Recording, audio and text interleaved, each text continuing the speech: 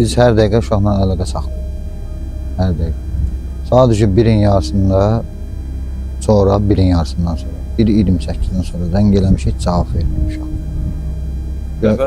Dəfələrlə zəng eləmişik, cavab vermir. Dəfələrlə zəng eləmişik, cavab vermir.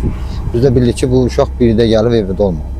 Uşaq harda təhsil alır, sonra harda işləyir? Bərdə rayon texnikumunda. Kollecində oxuyur.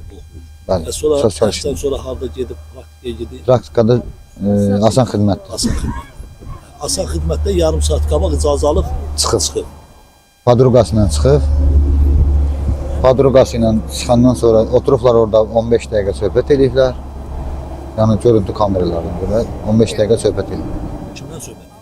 Padruqası ilə. Söhbət ediblər. Sonra Bolt taksi çağırıblar. Bolt taksi ilə də konum atıblar. Bilmirəm nə deyil. Konum atandan sonra həmin o qızla gəliblər. Qız burada düşüb. Həmin o padruqası qayıdıblar da. Taksi ilə qayıdıblar. Saat neçədə gəlib düşüblər? Təxminən harasa 1-də dəsən düşüb. Rəfiqəsinə deməyib, niyə gəlirəm bura? 2 yazada işləmiş beləsinə. Deməyib rəfiqəsinə ki, mən bura niyə gəlirəm, nədən ötürü gəlirəm? Deyib ki, gəlib burada özümü intihar edeyim. Özümü intihar edəcəm, nə bilim, nə arayacam, beləsinə. Onlar da taksi ilə o Amma səbəbini deməyib. Səbəbini də bilmirik. Rəfiqəsinə də deməyib səbəbi. İndi onu polis araşdırır. Bax, nətər eşitdiniz ki, uşaq kanalı? Valla, mən özüm həmişə 12-də onunla danışmışam, 9-da bir dəfə danışmışam. 11-28-də dayısı ilə yazışması olub. O da getmişdi asan xidmətə.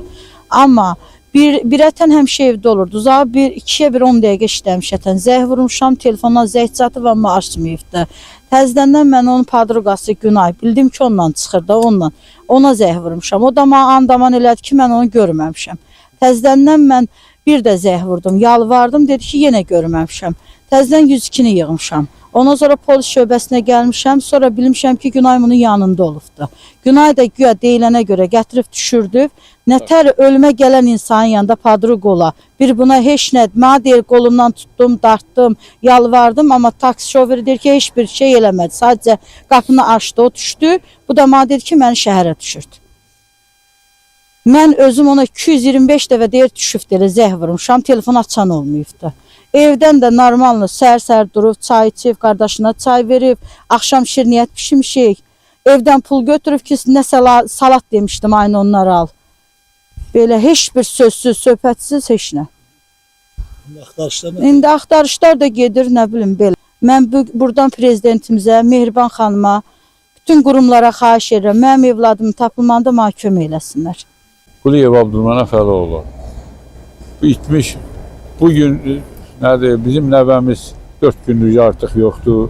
Mən bütün qurumlardan kömək istəyirəm. Xahiş edirəm, gücləndirilmiş iş rejimində bizə kömək eləsinlər. Qarabağ kanalı bir sutkalıq nədir ki, bu suyu heç olmasa biraz azaltsınlar ki, bu uşağın ölüsün, dirisin, ya sağ qalmağını heç olmasa əlimiz buradan üzülsün, ondan sonra başlayaq uşağımızı başqa bir yerdə axtarmağa. Əgər, bəli, biz nə qədər bu millət, cəmaət də yazıqdır, bugünkü soyuq havada biz nə qədər gəlib kanalın qırağında duraq şeyə baxaq.